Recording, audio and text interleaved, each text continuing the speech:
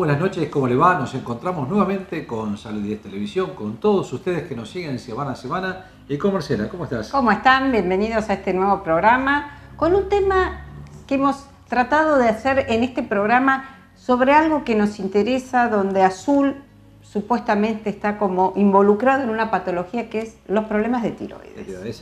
La hemos enfocado desde el punto de vista integral. Hablamos del punto de vista clínico, hablamos del punto de vista diagnóstico y quirúrgico en aquellos casos que lo necesiten.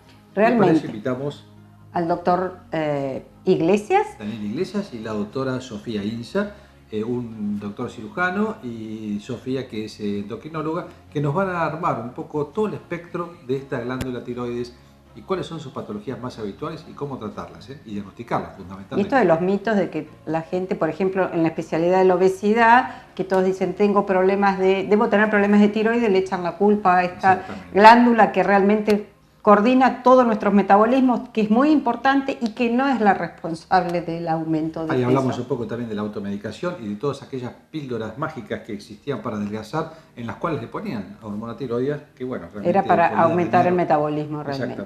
Y el tema mío va a ser la cocción de hamburguesas, chorizos, salchichas criollas y toda esta cocción que de pronto no lo tenemos en cuenta, aunque sea casera. Estas indicaciones para la elaboración en casa y la cocción en casa que tenemos que tener en cuenta para evitar una contaminación con alimentos. Y fundamentalmente una de las patologías más importantes que puede llegar a venir con esto, que es el síndrome hemolítico. Exactamente. Urémico hemolítico. Bueno, empezamos con el programa.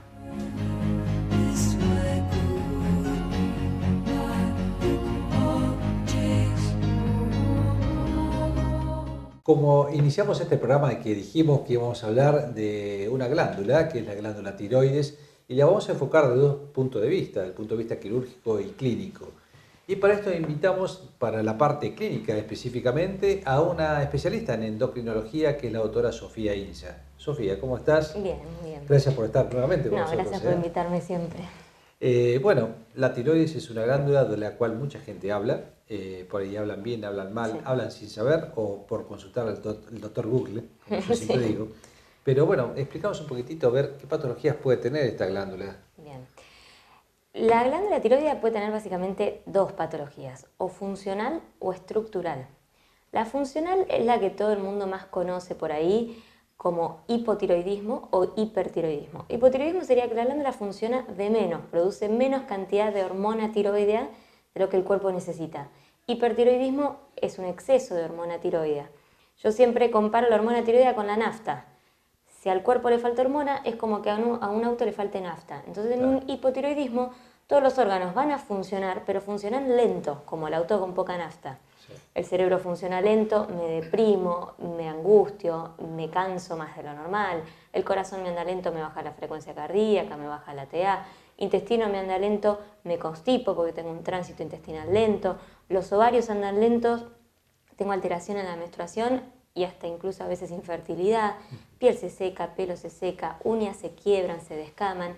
Y el metabolismo también se alentece. Eso me hace aumentar el peso por un lado y el colesterol por el otro lado. Eso todo es cuando falta hormona. Eso falta hormona, que es el hipotiroidismo, que es el clásico, el que todo el mundo, el más conocido por todo el mundo. Y es el más frecuente también. Se da más frecuente en mujeres y las causas pueden ser varias, pero las más frecuentes son dos.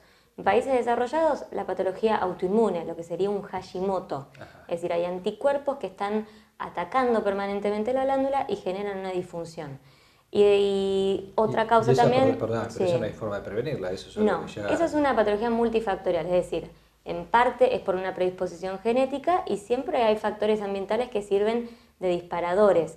Yo siempre explico, esto es como haber heredado un arma que está cargada. Es decir, yo tengo los genes, tengo las balas en el arma, pero disparar o no de esta arma depende de si yo aprieto el gatillo o no. Y ahí es donde entran en juego los factores ambientales. Los factores ambientales son los gatilladores. O sea, yo tengo genes más factores ambientales que gatillan y ahí manifiesto la enfermedad. Con genes solos no hago nada, con factores ambientales solos tampoco hago nada. ¿Y es frecuente la de Hashimoto? Sí, la patología autoinmune es mucho más frecuente en mujeres y la prevalencia es cada vez mayor. Lo que es más prevalente en realidad es la patología subclínica, es un hipotiroidismo subclínico que la prevalencia llega más o menos un 20%. el hipotiroidismo clínico es mucho menos frecuente. Y la verdad es que también hoy en día se medica mucho hipotiroidismo subclínico que en realidad no habría que medicar. Porque con un solo análisis. El hipotiroidismo subclínico se medica en situaciones particulares, no a todos. Se medica si hay síntomas, se medica según el valor de TSH, depende de los anticuerpos en positivo o no. Hay que tener en cuenta varios factores. Lo que pasa es que a veces los pacientes se ponen muy insistentes con que quieren tratamiento porque están gordos, y terminan medio convenciendo al médico de que los mediquen y en realidad no era indicación. En cambio, el hipertiroidismo es mucho más raro. También la causa más frecuente es la autoinmune y eso sería una enfermedad de Graves, y también se da más en mujeres como toda patología autoinmune, y ya es una enfermedad un poquito más grave. Tiene más riesgo, sobre todo cardiovascular, porque se acelera el corazón, entonces puede llegar a generar una arritmia, un cuadro de hipertensión, y bueno, es una patología más grave, pero por suerte menos frecuente. Las dos, tanto el hipo como el hiper, tienen tratamiento médico y en general con buena respuesta. El hiper, por ahí es un poco más resistente al tratamiento médico y por ahí requiere una segunda instancia de tratamiento con yodo o con cirugía, pero depende del caso. Ahora, la otra patología que yo dije que se manifiesta en tiroides es la patología estructural. Sí. Y ahí no es que hay más o menos hormona. Ahí es la glándula, en vez de tener la estructura fisiológica normal de la glándula, tiene una alteración en la estructura, es decir, aparecen nódulos. La gente se asusta mucho con los nódulos. Los nódulos, en las personas mayores de 50 años, la mitad tiene nódulos, es decir, son súper frecuentes. Y en más del 90% de esos casos de nódulos son benignos, es decir, son quistes, inflamaciones localizadas, por sustancias ambientales, contaminantes ambientales, sustancias bociógenas, que se dan por azar y no implican ninguna gravedad ni ningún riesgo. Sí. Solamente controlarlo y nada más. Tal cual. Simplemente controlar con una ecografía anual, si se puede, para controlar el seguimiento. Ahora, ese 10% que nos queda son los malignos. Pero por suerte, dentro de estos malignos, el más frecuente es el tipo de carcinoma papilar. Digo por suerte porque es el de mejor pronóstico. Más suave, es decir, digamos, se da a cualquier edad y en general está localizado en la glándula, no se expande, o si se expande lo hace a ganglios linfáticos cercanos sin generar ningún riesgo de vida si se lo agarra a tiempo. En segunda instancia está el folicular, que también es de buen pronóstico, tiene un poco más de expansión por ahí, puede llegar a expandirse a hueso o pulmón, pero no es lo más común. Y por suerte los más raros, menos del 2% de los cánceres, son el medular y el anaplásico, que esos sí son de mal pronóstico, porque sí tienen metástasis a distancia, mala respuesta al tratamiento, pero esos son los más raros. Ahora, dentro de estos cánceres, los diferenciados que son el papilar y el folicular, como dije, se pueden dar a cualquier edad. ¿Y por qué se dan? Bueno, ahí viene la gran pregunta. La gente tiene se dice muchas cosas, sobre todo acá en Azul con todo el tema del agua y demás. Como todo, es multifactorial.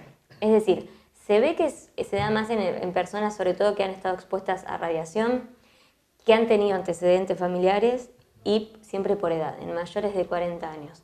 Y más en mujeres también. Y más en mujeres. Pero en hombres, ojo que también se da. Es verdad que todo se da más en mujeres, pero en hombres también se da y cada vez se ve más. Ahora, si bien la radiación es el contaminante ambiental por lejos el que más asociación tiene al cáncer de tiroides, hay millones de factores ambientales. Entre ellos está el agua. El agua tiene exceso de nitrato, no solo el agua azul, el agua de un montón de zonas. El nitrato compite con el yodo en el nivel de la absorción de tiroides y eso afecta tanto el funcionamiento como la estructura. Pero hay millones de sustancias bociógenas, hay disruptores hormonales en todos los alimentos industrializados que tenemos, agroquímicos, envases de los alimentos, el tabaquismo, distintas sustancias de algunos alimentos en particular. Es decir, vivimos inmersos en una sociedad con contaminantes ambientales. Si uno quisiera evitarlo, sinceramente se tiene que ir a otro planeta, o sea, no existe. Por eso es que no hay mucha forma de prevención del cáncer de tiroides. Sí se puede controlar y detectarlo a tiempo, que es lo importante, haciendo los diagnósticos. Sofía, a eso iba, después de esta exposición fantástica de todas las patologías, tanto de hiper, hipo y los nódulos de tiroides. Ahora, ¿cómo consultaría una persona? Debemos decirle a las personas y sobre todo a las mujeres que de cierta edad hagan sus chequeos de tiroides, ¿O hay algún patrón de decir, bueno, a partir de tal edad todo el mundo se tiene que hacer un chequeo de tiroides? La verdad es que, digamos, si uno se pone estricto con las guías, ninguna guía va a indicar como screening a toda la población medición de TSH ni ecografía tiroidea. Siempre se va o medir una TSH, que es con lo que controlamos la función de tiroides, si el paciente manifiesta síntomas, tanto de hipo como de hiper, o antecedentes en la familia. Y una ecografía tiroidea se va a pedir lo mismo si el paciente presenta sintomatología. Ahora, un cáncer de tiroides o un nódulo en realidad de tiroides no genera síntomas. Claro. ¿Por qué? Porque en general no alteran la función de la glándula, no generan ni hipo ni hiper. A eso era mi pregunta, que como no tiene manifestación, ¿cuándo le tenemos que decir a la gente? En general, un nódulo tiroideo se detecta o por el propio paciente, porque se lo palpó. Por ejemplo, en hombres es muy común al afeitarse, al acomodarse la corbata, en las mujeres cuando se maquillan. Eso se da cuando son nódulos más grandes. Y si no, porque el médico clínico de cabecera, en el chequeo de rutina, que todos tendríamos que tener un médico de cabecera, el cual nos haga un chequeo de rutina anual por lo menos, en donde haga un examen clínico exhaustivo, es decir, del cuerpo entero, y eso incluye palpación de tiroides. Entonces el médico clínico en general detecta por palpación un bulto, una masa, y lo manda a estudiar con ecografía. Es decir, lo indicado sería eso, sería una detección por el médico clínico de cabecera, manda a hacer una ecografía, se ve el nódulo de determinadas características y eso se deriva a o el médico cirujano de cabeza y cuello o el endocrinólogo. Que muchos de nuestros televidentes se le escapan a los controles anuales, ¿eh? Totalmente, y por ahí acá en Argentina se da mucho que estamos muy acostumbrados a ir al especialista directamente. Yo tengo miedo por tal cosa, y voy ya al cirujano, al endocrinólogo. En realidad tenemos que pasar todos primero por el médico clínico o médico de familia, y si él lo cree indicado por lo que el examen físico, los estudios de imagen y demás, lo deriva. Claro. Lo que se hace en la detección es por ecografía. En la ecografía se va a medir tanto el tamaño como las características de esos nódulos. Como dije, son muy frecuentes, o sea que no se van a mandar a estudiar todos los nódulos. Se mandan a estudiar los que superan un determinado tamaño o tienen ciertas características de sospecha de malignidad. No es una certeza. De eso no le robe mucha cámara al doctor Iglesias, que va a hablar un poco de esto y de las funciones diagnósticas también de todo esto. Bien, todo esto es siempre tratamiento en conjunto. Es decir, está el endocrinólogo, como dije, el médico clínico, que es el que deriva, y el cirujano de cabeza y cuello, que son los que lo van a estudiar con una punción. Y depende del resultado de esa punción, se decide si hay que operar o no. Si el nódulo da en la punción una sospecha de malignidad, el tratamiento es quirúrgico. Ahora, después de la cirugía, como justamente la cirugía consiste en sacar parte o toda la glándula, el paciente queda hipotiroideo, si es que no lo era de antes. Entonces después es donde entra el juego del endocrinólogo, teniendo que ajustar la dosis de la levotiroxina, que es el tratamiento que se usa para el hipotiroidismo. Ahora que vos decís levotiroxina y la dosis, veo mucha gente a veces en el consultorio que le preguntás, ¿qué está tomando? Toma T4, que es la levotiroxina. ¿Y cuánto hace? Hace 2 años que me la dieron y nunca más se controló. Entonces creo que es importante porque sé que tiene esos desbalances, la hormona de tiroides fundamentalmente, y que debe tener un control un poco más. Sí, totalmente. Si el hipotiroidismo que tienen es autoinmune, ese es el que más la habilidad tiene. Es decir, esos son los que se tienen que controlar muy de cerca. Porque estos anticuerpos, que son los que están atacando la glándula, suben y bajan permanentemente en base a millones de causas, entre ellas el estrés. Entonces no es que tenemos los mismos niveles de anticuerpos atacando a mi glándula todo el tiempo. Es por eso que mi glándula a veces se reactiva, a veces se queda un poquitito más. O sea que yo la dosis de levotiroxina con la que ayuda a mi glándula va a ir variando. Por eso es que estos pacientes mínimo cada 6 meses un control se tienen que hacer, tengan o no tengan síntomas. Porque aparte de encontrar el momento, el punto de cuál es la dosis que va a necesitar, ¿no? Totalmente. En general se hace un análisis, falta dosis, se aumenta, por ejemplo. A los 2 meses hay que controlar a ver cómo quedó con ese aumento. No, me aumento la dosis y sigo mi vida, porque no, si yo no chequeo con un nuevo análisis, yo no sé si quedé bien o mal. Puede tener también sus complicaciones el aumentar dosis o el bajarla por... Sí, porque muchas veces los síntomas de hipotiroidismo o de hiper son muy inespecíficos. Hay personas que los perciben enseguida, hay personas que no los perciben nunca. Y por más de que no perciban síntomas, es decir, que no les afecte la calidad de vida, no les molesta, sí puede generar complicaciones a largo plazo, como por ejemplo la dislipemia severa, un riesgo cardiovascular, una infertilidad, por ejemplo, en una mujer. Es decir, por ahí no son síntomas que se perciban fácil, pero que a la larga generan bastante complicaciones en los pacientes. Por eso hay que controlar. Otra cosa, Sofía, que lo he visto a veces mal visto, que es que mucha gente trata de buscar en alguna medicación tiroidea para adelgazar. Sí. Y esto es habitual. Sí. Ahora, por suerte, un poquito más controlado está. Antes se daba como indiscriminadamente esos preparados magistrales que se usan como para bajar de peso, y en esos preparados ponían hormona tiroidea. Como yo dije, la hormona tiroidea es como la nafta, entonces acelera el metabolismo y genera un descenso de peso. Ahora, si yo no soy hipotiroideo y estoy tomando hormona tiroidea para bajar de peso, sí, bárbaro, bajo de peso, pero me convierto en un hipertiroideo. Y ahí entra peligroso. Totalmente, como dije, es mucho más peligroso, sobre todo por el riesgo cardiovascular y también de osteoporosis, porque también la hormona tiroidea a la larga descalcifica hueso. O sea que no se usa como un tratamiento para bajar de peso de ninguna manera. Bien. ¿Nos podemos hacer un autoexamen de tiroides a veces? Sí, como yo dije, como en una guía no va a estar nunca dar... perdón, vos me decís autoexamen, sí, totalmente. Es difícil hacerse un examen de palpación a uno mismo, porque la verdad es que la glándula tiroidea es muy chiquitita, es difícil de palpar, y por ahí si no es alguien entrenado es difícil detectarla, a no ser que ya tenga un nódulo muy grande, que eso sí, obviamente uno se puede palpar. O la misma glándula esté aumentada. O la misma glándula que sea un bocio, por ejemplo. Pero en general, digamos, para que haya un cáncer, por ejemplo, de tiroides, no es necesario que sean de gran tamaño. Hay cáncer de tiroides de 1 centímetro y eso, la verdad, detectárselo uno mismo es muy difícil.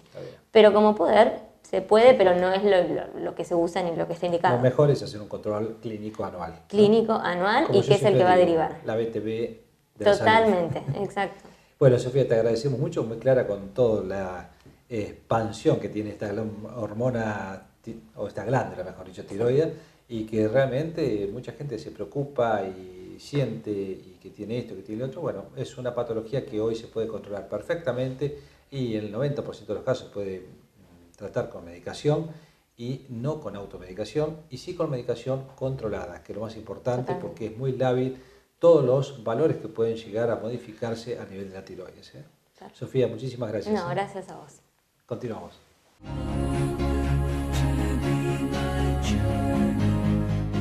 Como dijimos al principio del programa, vamos a hablar de una patología que es bastante frecuente, pero hoy la vamos a tratar desde el punto de vista de diagnóstico y desde el punto de vista quirúrgico. Para eso hemos invitado al doctor Daniel Iglesias, que es médico cirujano y se especializa en todo lo que es cabeza y cuello. Y como ustedes saben, la glándula tiroides está ubicada en la parte anterior del cuello y es una glándula que realmente tiene muchas patologías y se ve muy frecuentemente. Entonces le vamos a preguntar un poco al doctor Iglesias cuáles son estas patologías, cómo podemos hacer algunos diagnósticos y bueno, si hay que ir a una cirugía, qué tipos de cirugías y qué patologías se lleva a una cirugía. Daniel, gracias por estar con nosotros. Gracias por invitarme. Contanos un poco de tiroides. Sí, la patología tiroidea, sobre todo el nódulo de tiroides, es una patología bastante frecuente. Con el advenimiento de la ecografía y de los estudios ecográficos que se piden, sobre todo para patología hormonal tiroidea, para hipotiroidismo, para hipertiroidismo, para cualquier otra patología de cuello, se hallan muchos nódulos de tiroides, muchos más de los que se deberían hallar, o de los que se tocan o se palpan o clínicamente aparecen. Entonces, encontramos nódulos de tiroides que antes no se hallaban. Esos nódulos tienen una significación clínica y patológica, porque todo aquel nódulo que se ubica en una mujer en la edad frecuente, que se ubican estos nódulos de tiroides, que es entre los 20 y los 60 años, que es el rango etario más frecuente donde se ubican estos nódulos, requieren una certeza en el diagnóstico. Uno tiene que informarle, decirle al paciente que este nódulo es benigno o no lo es, o es maligno, porque cambia mucho la conducta, cambia mucho el enfoque diagnóstico y cambia mucho lo que uno le va a decir al paciente y el seguimiento que va a tener después con ese paciente. O sea, la ecografía en cierta forma ha ayudado a hacer el diagnóstico más precoz de estos nódulos. Sí, quizá encontró muchos más nódulos que antes no se encontraban, que nunca se iban a encontrar, sí. Pero bueno, como se encontraron esos nódulos, se ven que es una alteración de la arquitectura de la glándula, eso es un nódulo, el cambio es algo que la glándula tiene en una forma diferente a su morfología normal. Entonces, ¿qué es lo que nos pasa habitualmente? Nos caen derivados de los clínicos o del clínico o del endocrinólogo un paciente que tiene un nódulo de tiroides que supera habitualmente el centímetro, que es el límite que uno se pone para ver si ese nódulo hay que hacer una punción biopsia o no hay que hacérsela. La ecografía también nos da muchas herramientas para ir orientando qué tipo de nódulo tenemos. Las características ecográficas, la vascularización de ese nódulo, el tamaño del nódulo, los bordes del nódulo. Hay muchas cosas que lo orientan al médico, tanto al endocrinólogo, al clínico y al cirujano, qué características tiene ese nódulo. ¿Cuál se va a pulsar? Porque cuando vos hablas de nódulo, la gente está diciendo, bueno, nódulo cáncer. En realidad no es nódulo cáncer. La gente tiene que saber que casi el 80-85% de los nódulos son benignos. O sea, seguramente van a tener una punción biopsia, que es un estudio muy sencillo, que es una punción con una agujita, con la misma que se saca sangre. Pero hay que certificarlo. Hay que certificarlo. Que se hace bajo control ecográfico, porque uno imagínate que uno está punzando algo que tiene 1 centímetro de diámetro o un poquito más. Es el diámetro de esta uña. Entonces, tiene que hacerlo bajo un control, bajo una ecografía para guiar y sacar células de ese nódulo y no del resto de la tiroides, porque lo que nos va a informar son las células de ese nódulo. Pero la gente tiene que saber, no se tiene que asustar, que el 80-85% de esos nódulos van a ser benignos. Pero la forma de que uno tenga la certeza de que van a ser benignos es punzarlos. Un estudio sencillo, se hace en el consultorio, con el ecografista al lado, se punza, se ponen unos vidrecitos como si fuese un Papá Nicolau. Exacto. Y se mandan al patólogo, al citólogo, que nos informa en el término de 7 a 10 días una clasificación, que es una clasificación internacional de citología, que se clasifica lo mismo acá que en Estados Unidos, que en cualquier país del mundo se clasifican los nódulos de tiroides. Que se llama clasificación de Bethesda, de 1 a 6. Tengo una pregunta, por ejemplo, disculpame, ahora seguimos con la clasificación, pero el paciente que puede presentar nódulos, ¿siempre tiene alguna alteración del punto de vista de los valores de tiroides en sangre? No. ¿O puede no tenerlo? No, es más, la mayoría de los pacientes son eutiroideos. Ajá. ¿Qué quiere decir eutiroideos? Que tienen valores hormonales normales. También suele presentarse el nódulo de tiroides en el hipotiroideo, en aquellos que tienen los valores bajos de hormona tiroidea en sangre. Pero es independiente el nódulo de tiroides de la condición hormonal del paciente. Porque muchos pacientes te vienen con el análisis de sangre, doctor, pero yo tengo mis hormonas de tiroides completamente normales. Sí, bueno, pero no tiene absolutamente nada que ver. ¿A qué voy con esto? Porque por ahí uno se hace los análisis, como vos decís, totalmente normales, pero sabemos lo que pasa acá. Entonces, ¿se recomendaría hacer una ecografía periódicamente, una vez por año, cada 2 años, en las mujeres entre esa edad que vos decís, para ver si hay nódulos? Sí, habitualmente es bastante frecuente que ante un diagnóstico supuesto de hipotiroidismo o de alteraciones hormonales en las mujeres en edad reproductiva, que es donde más se dan las alteraciones hormonales tiroideas en la mujer, es muy frecuente que el clínico le pida una ecografía de las glándulas para orientarse y ve, porque hay muchas cosas que la ecografía le puede informar, no solamente un nódulo de tiroides, sino cambios que pueden orientar una tiroiditis, una inflamación de la glándula, hay muchas cosas, cualquier enfermedad tiroides. Sí. Disculpame, te saqué la clasificación un poco. La clasificación lo que lo clasifica de 1 a 6, sin ir en muchos detalles para tampoco hacerlo que la gente lo pueda entender. Los 3 primeras clasificaciones, del tipo 1, tipo 2 y tipo 3, son de estirpe benigno, o sea, son con sospechas de benignidad. ¿Qué hay que hacer en esos pacientes? Es hacer un seguimiento nada más, una vez al año, una vez al año y medio, hacer una ecografía tiroidea y controlar que ese nódulo no aumente, claro, tal cual. Algunos de los tipo 3, el tipo 4, 5 y 6, son con sospechas de malignidad. Esos son los que van a ir a cirugía. Entonces, ¿qué es lo que nos permite? Porque mucha gente nos dice, tengo un nódulo de tiroides, doctor, opéremelo. No es opéremelo, porque la glándula cumple una función muy, muy importante en el organismo. Entonces, sacar una glándula por un nódulo benigno tampoco está del todo bien. Entonces, ¿qué pacientes van a ir a tratamiento quirúrgico? Solamente aquellos que tengan estas 3 últimos estamentos de la clasificación. Entonces, con esto nosotros podemos apartar de esos nódulos de tiroides casi el 70% de los pacientes que no van a ser operados.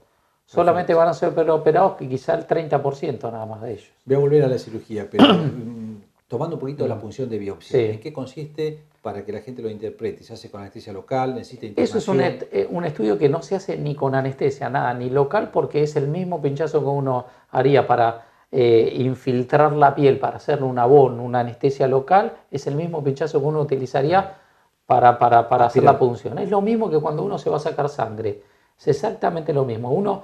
Lo que pasa es que los pacientes tienen cierta aprensión porque uno les va a pinchar el cuello, el cogote, hablando mal y pronto, pero es un estudio que se hace en una camilla de consultorio con un buen ecógrafo, se hace un pinchazo, se aspira, se saca células y se pone en un librecito y el paciente se va a la casa sin necesidad de, quizá toma una dosis de ibuprofeno o paracetamol, un analgésico único y nada más.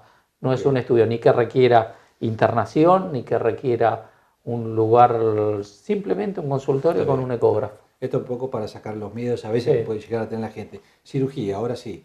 Encontramos un nódulo de más de 1 centímetro que está dentro de la clasificación de 3 a 6, como vos decís, y que, bueno, requiere una cirugía. ¿Qué tipo de cirugía hacemos ahí? ¿Sacamos el nódulo, sacamos la glándula? ¿Está el patólogo ahí?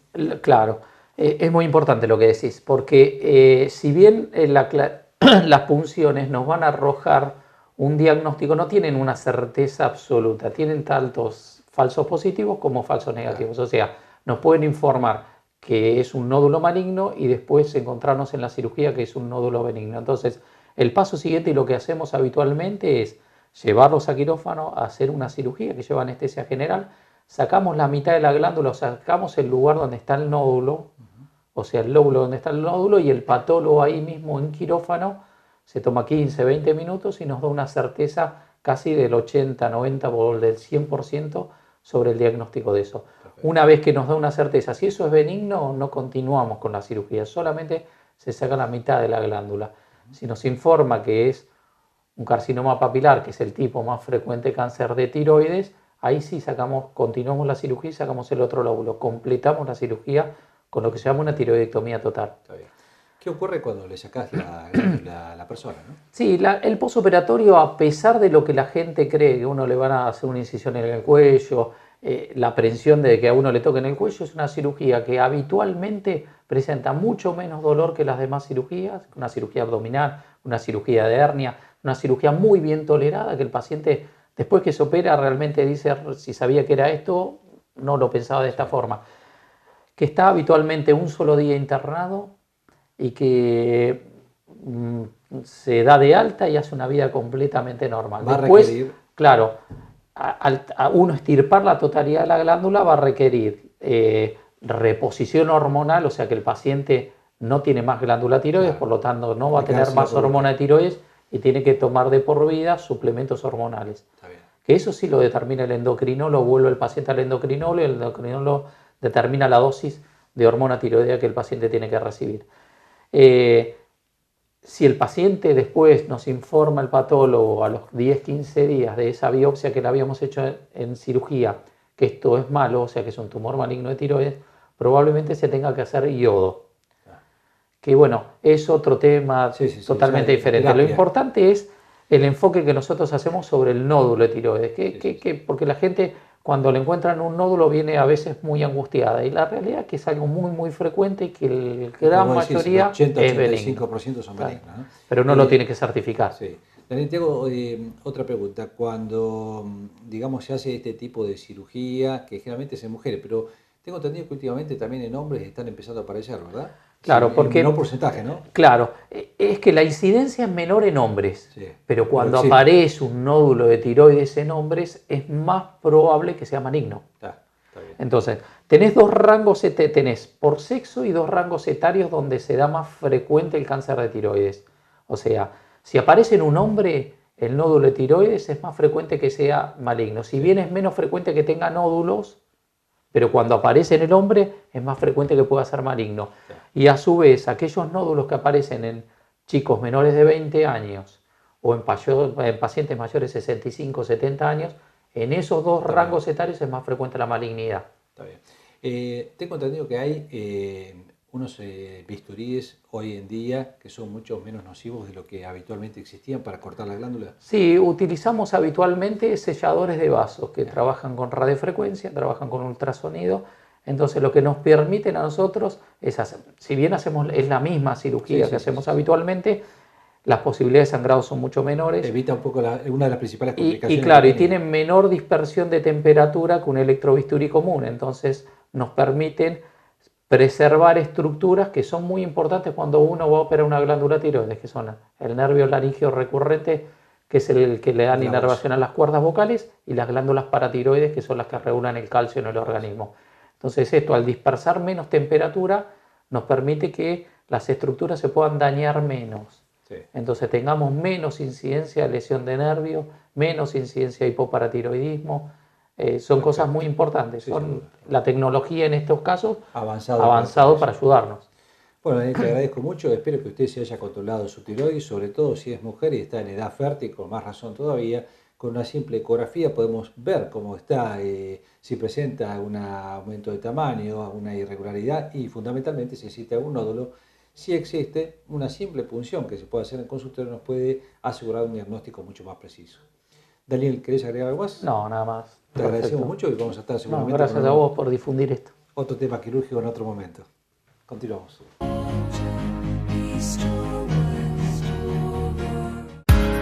¿Qué son los alimentos ultraprocesados? Son productos elaborados industrialmente, vienen envasados y aunque estén listos para comer, beber o calentar, en general no contienen alimentos en su forma natural y tienen un alto contenido de azúcares, grasas y sal. A pesar de ser fáciles de almacenar, transportar, ser duraderos y accesibles, su aporte en fibra es escaso, suelen tener muchas calorías, pocas vitaminas, bajo valor nutricional, pueden crear cierta dependencia y aumentar la prevalencia de sobrepeso y obesidad, entre otras enfermedades asociadas a una alimentación inadecuada. En Argentina, el consumo de estos productos se popularizó, desplazando las comidas preparadas en casa con alimentos naturales o mínimamente procesados. Para cuidar nuestra salud y prevenir enfermedades, debemos limitar el consumo de ultraprocesados y procurar una alimentación variada, completa y saludable con alimentos frescos y naturales. Consulta las guías alimentarias para la población argentina.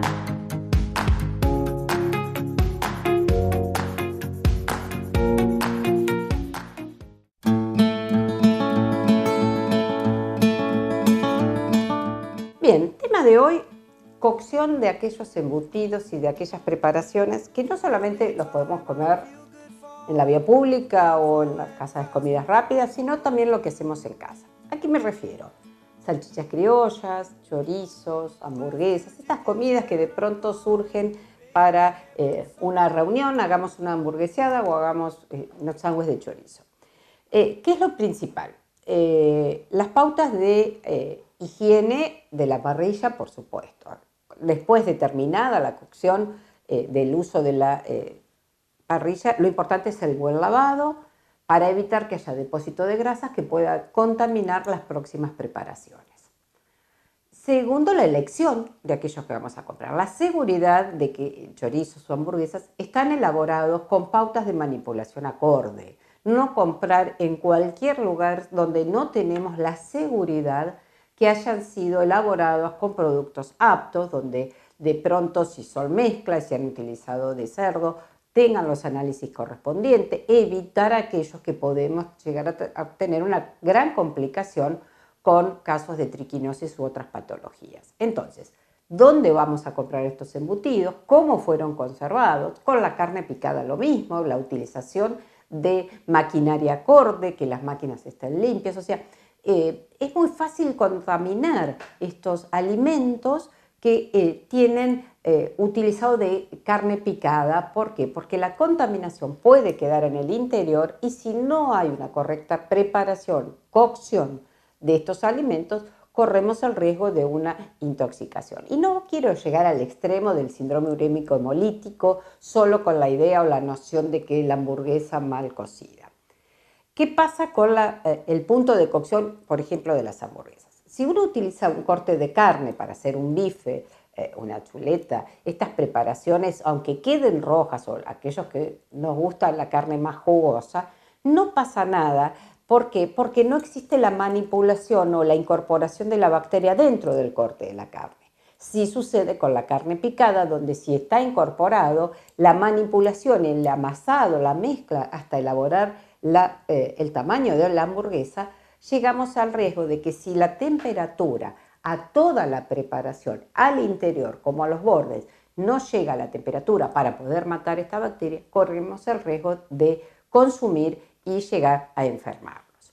Las pautas buenas para hacer una buena hamburguesa, y si son en gran cantidad o va a haber tandas de realización de hamburguesas, a veces en cumpleaños o en eventos deportivos, es evitar la excesiva temperatura de inicio en la parrilla.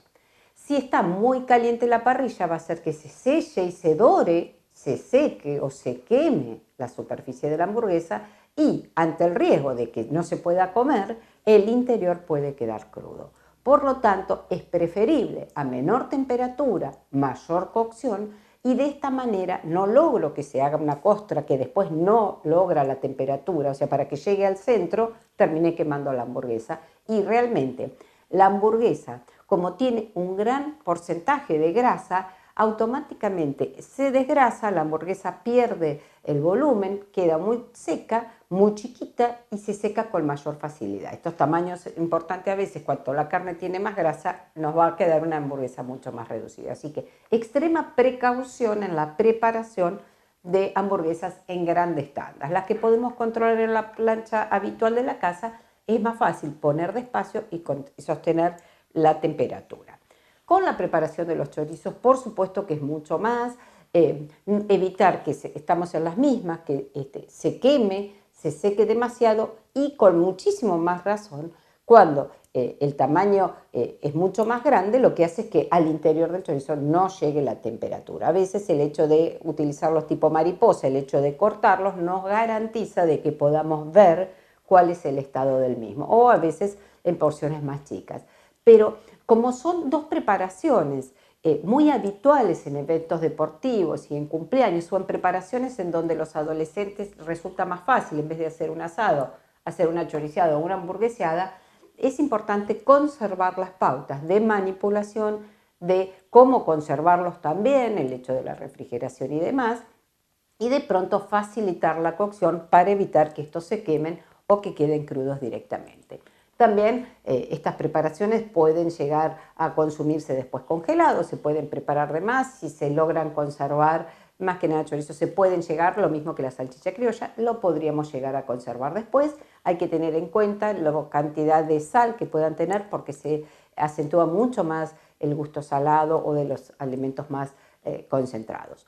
Por lo tanto, con la incorporación de grupos importantes para eventos, tener la consideración, la temperatura de la parrilla, la buena conservación y la elección de los productos. También podemos llegar a tener inconvenientes a veces en cumpleaños y demás, es la preparación del pancho.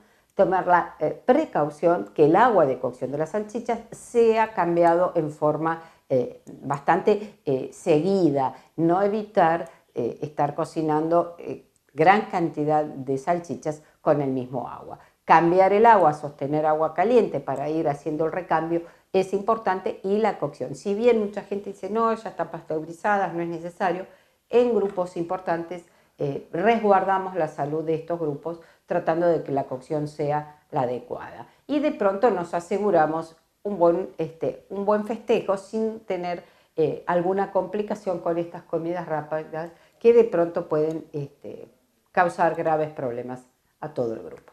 Seguimos en Salud 10.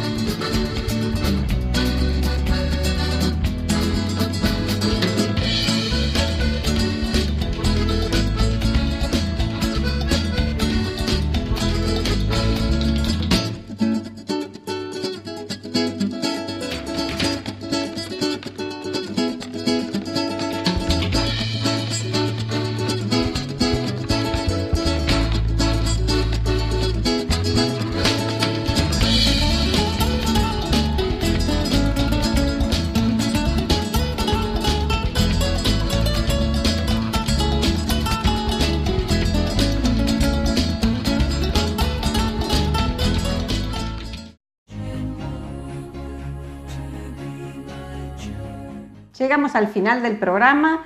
Realmente muy interesante el tocar el tema desde la glándula tiroides, desde la cirugía y el temor de mucha gente de pensar los nódulos, hay que operarse. Se tiene que tapar la tiroides en este momento, pero bueno, es la glándula que tenemos aquí y que le explican muy bien cómo la debemos controlar y que no debe faltar la consulta del clínico anual para que también haga un examen de todo esto, porque a veces hay cuadros subclínicos que no los podemos determinar si no es a través de un examen. Y la costumbre de muchos pacientes que no toman real conciencia de que la hormona tiroides es de por vida. Y mucha gente que deja de tomarla, pues se olvidó comprarla y no la toma un día, no la toma dos. Lo que no es de por vida es el control de la medicación, o sea, los controles, porque como es tan lábil la medicación, la hormona dentro del organismo, bueno, hay que tratar de controlarse en forma habitual, como el médico especialista se lo va a ir diciendo, para no tomar una pastilla y decir, bueno, tomo tiroides 5 o 6 años. 4 toda la vida, o la dejo de tomar y en algún momento retomo, y más que nada las embarazadas, que es fundamental que no hagan autocontrol de los problemas de tiroides. Bueno, y de paso, que disfruten las vacaciones de invierno, tanto padres como hijos, que espero que el clima los acompañe y que, bueno, por lo menos que se tomen un tiempo de relax. Es importante disfrutar de actividades con los hijos o esto de estar en casa y compartir, que es algo tan importante. Nos vemos en 7 días y muchas gracias por acompañarnos. En 7 días nos vemos. Gracias.